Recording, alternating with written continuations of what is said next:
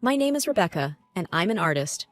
Not the kind you see in fancy galleries, but the kind who spends her days in a modest charity center, painting with kids who've seen more than they should. I've always believed that art can heal, and every day I see it happen with these children. I live with my husband, Mark, a sales manager who's always chasing the next big deal, and his mother, Martha, who's never seen a reason to hold back her opinion. Our home is a constant buzz of Mark's phone calls and Martha's TV shows. It's not easy, but it's life.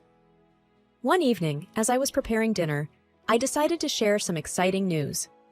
Mark, Martha, I entered some of my paintings and the kids' artwork in a city contest. The prize is $100,000.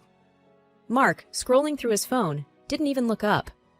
That's nice, Rebecca, but let's be real. What are the chances? Martha snorted. With those street kids' drawings? You're dreaming, dear. I tried to explain. It's not just about the prize. It's about showing what these kids can do, how they express their... Mark cut me off. Rebecca, why don't you find a real job? Something that actually pays? I sighed, looking at my half-chopped vegetables. It's important to me, Mark. This job, these kids, they matter. Moreover, my salary at the center is quite enough to pay bills and food. Martha waved a dismissive hand. We need real money, Rebecca, not child's play.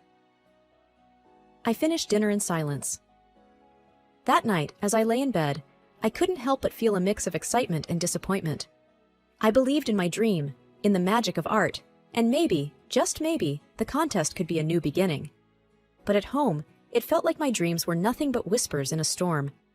I closed my eyes, picturing the colorful, chaotic art room at the center, the place where my heart felt fullest.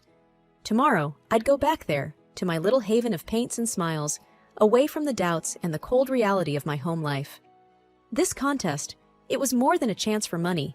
It was a chance to prove to myself, and maybe to Mark and Martha, that what I do is valuable, that it has the power to change lives. And with that thought, I drifted off to sleep, dreaming of vibrant colors and the sound of children's laughter. Each day at the Charity Center was a journey into a world where paint and canvas became tools of transformation. There, surrounded by children who had seen the darker side of life, I found my purpose. We painted murals together, walls turned into vibrant stories of hope, each brushstroke a testament to their resilience. I remember one afternoon, a shy little boy, Timmy, who had never picked up a brush before, created a bright sun with rays stretching across the wall.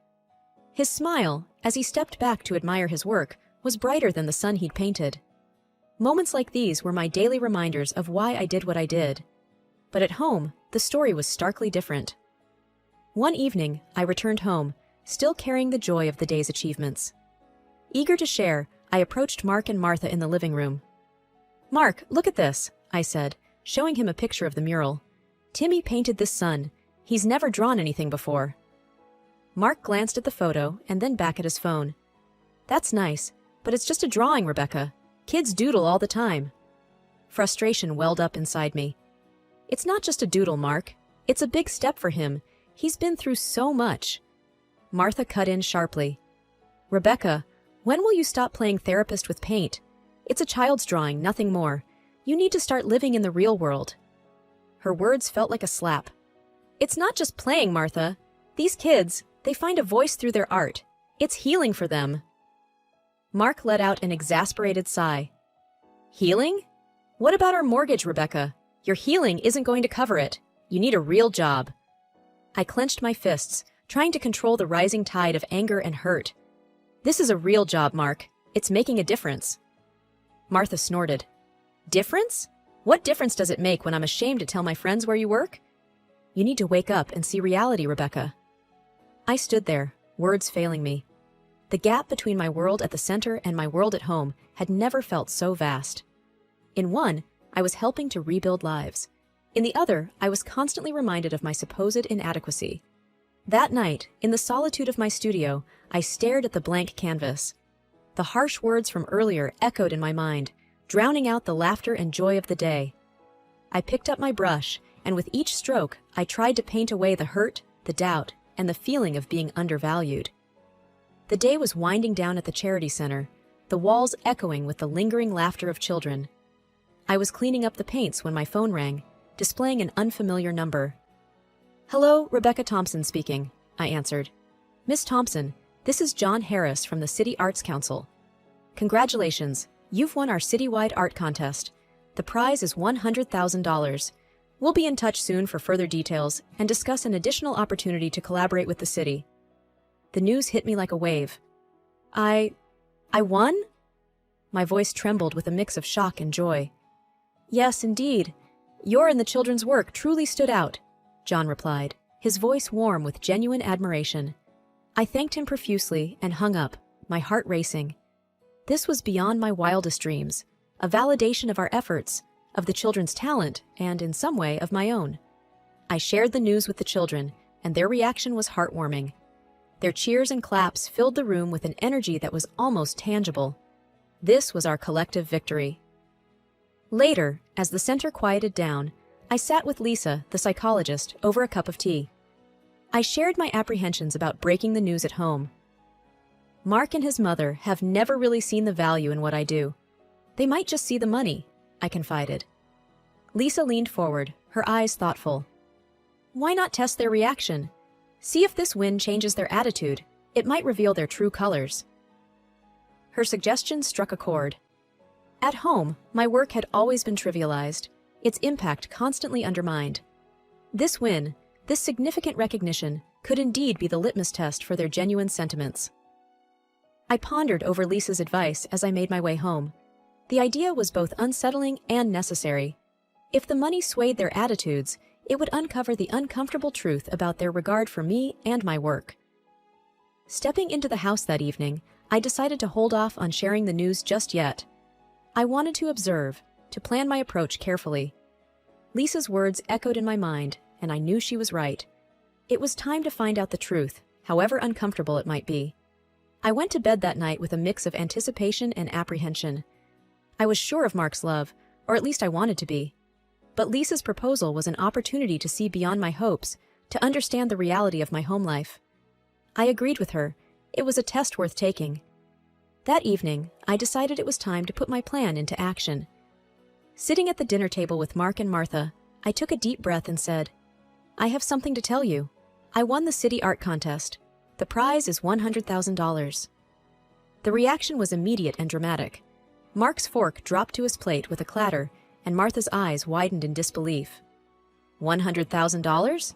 Rebecca, that's incredible, Mark exclaimed, his usual indifference replaced by a surprising enthusiasm. Martha, who had always been quick with a critical word about my job, suddenly softened. Dear, that's wonderful news. We're so proud of you, she said, her tone unusually warm. During the meal, Martha fussed over me more than she ever had, offering me the best pieces of chicken and constantly refilling my glass. Mark, too, was uncharacteristically attentive, asking about my artwork and the contest in detail. Their newfound affection was overwhelming, almost suffocating. I noticed them exchanging glances, a silent communication that I couldn't decipher. It was as if a switch had been flipped, and the usual cold, dismissive atmosphere had transformed into one of exaggerated warmth and interest. Later that evening, I stepped out of my room to get a glass of water and overheard a hushed conversation coming from the living room. Curiosity got the better of me, and I quietly moved closer. We can finally redo the kitchen like we wanted, I heard Martha say in a hushed tone. And get that new car. We deserve it after all, Mark added, his voice laced with greed. There was a pause before Martha spoke again. Once we have the money, we can think about... Well, Rebecca doesn't really need to stay here anymore, does she?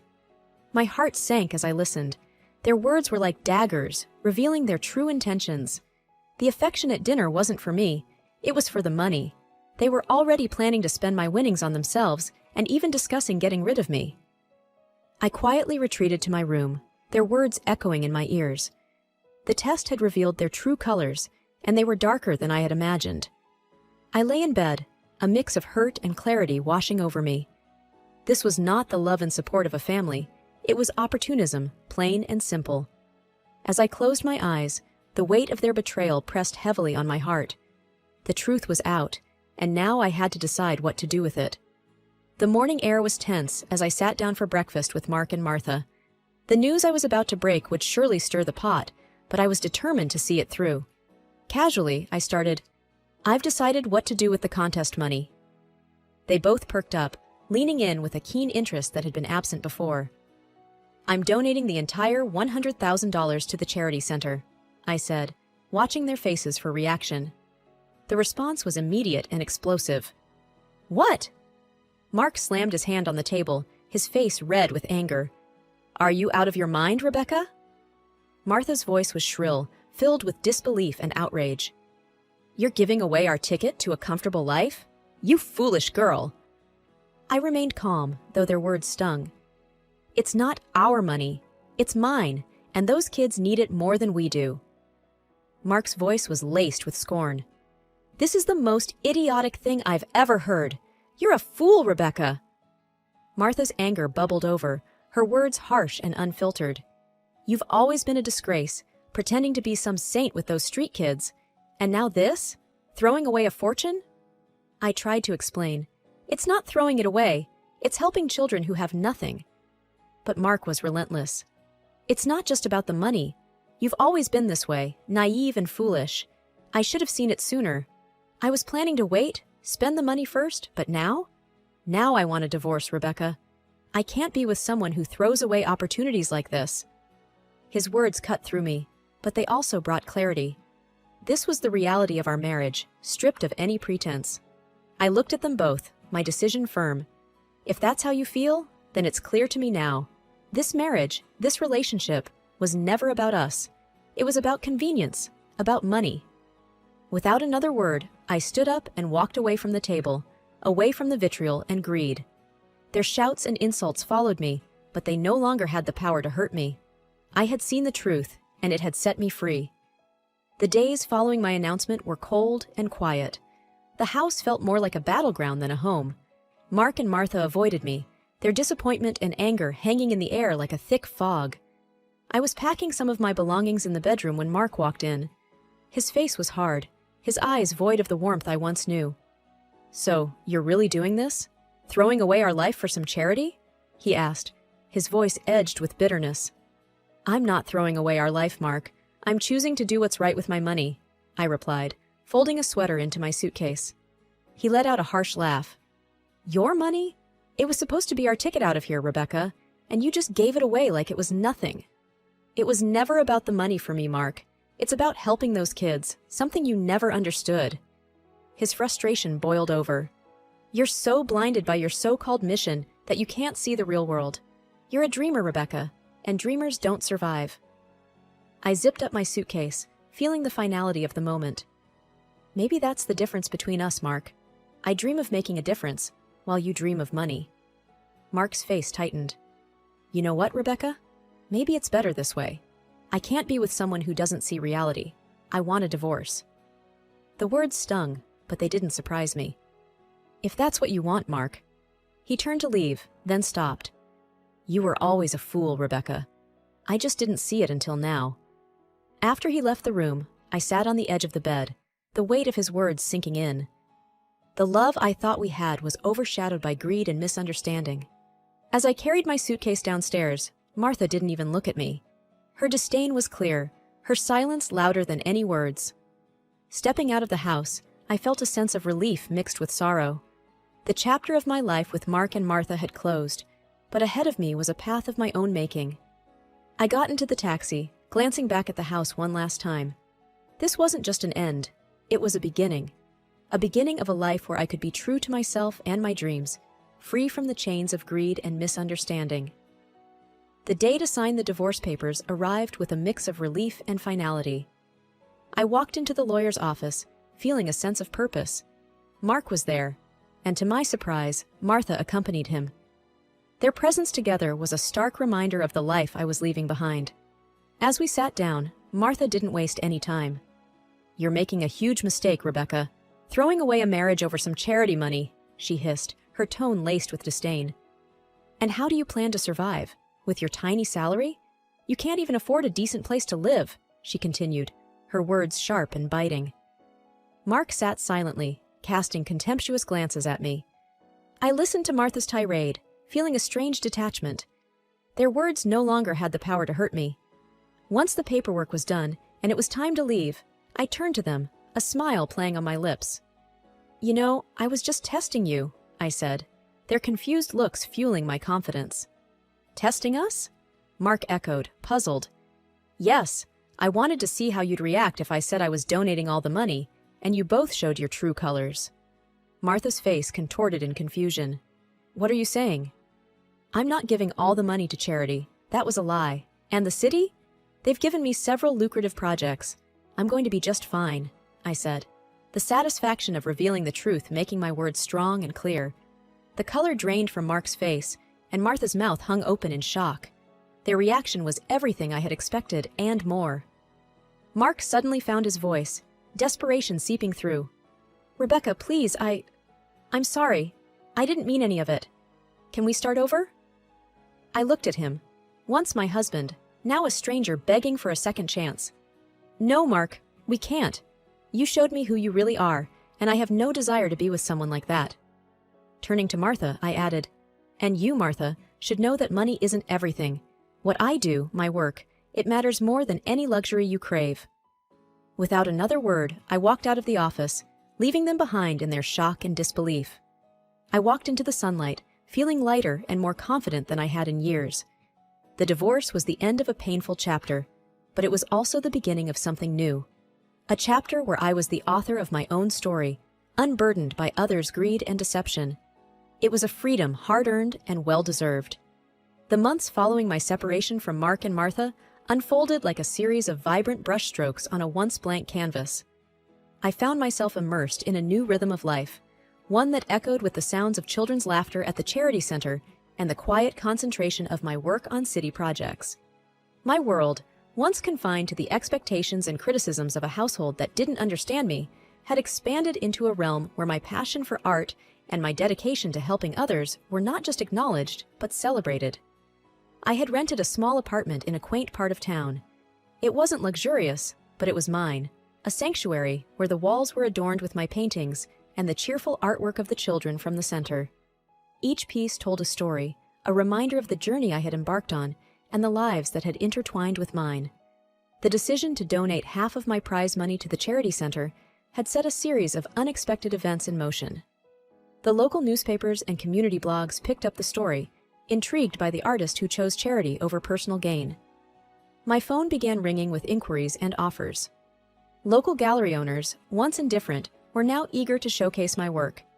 My paintings, which had been a source of solace in my darkest times, were now being admired in well-lit galleries, appreciated by people who saw in them the same hope and beauty that I did. The city projects, too, brought a newfound recognition. I was commissioned to design murals for public spaces, transforming bland walls into tapestries of color and life.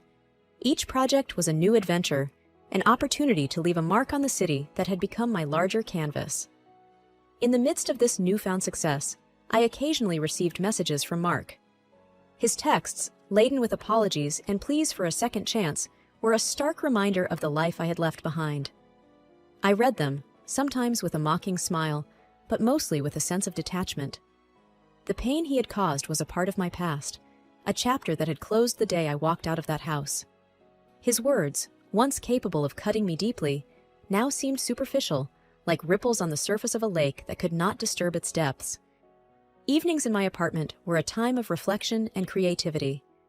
I would often sit by the window, a cup of tea in hand, looking out at the city lights, thinking about the twists and turns my life had taken. The betrayal and hurt had been a crucible, burning away the illusions and leaving behind a clarity of purpose. I realized I had found strength in my vulnerability, courage in facing the unknown, and an unshakable belief in the power of art to heal and transform. On weekends, I conducted art workshops at the charity center. The children, each with their own story of resilience, continued to be my greatest inspiration. We painted together, our collective imagination turning blank canvases into expressions of joy, pain, and hope. I saw in their eyes the reflection of my own journey, a testament to the healing power of art. As the city embraced my work, my personal life, too, began to flourish in new ways. I made friends in the art community, a group of eclectic and supportive individuals who appreciated me for who I was. We shared stories, laughed, and dreamed together. For the first time in a long time, I felt a sense of belonging. One evening, As I finished a painting for an upcoming exhibition, I stepped back to take it all in. The vibrant colors on the canvas, the sense of accomplishment, the peace that filled my heart. It was a far cry from the days of doubt and belittlement. I had emerged from the shadows of a stifling relationship into the light of self-discovery and fulfillment. As I closed the lights that night and settled into bed, I thought about the future. It was unwritten, full of unknowns, but I was no longer afraid. I had weathered the storm and found my rainbow on the other side. My story was one of transformation, a reminder that even in our darkest moments, there is the potential for a masterpiece, and I was just getting started.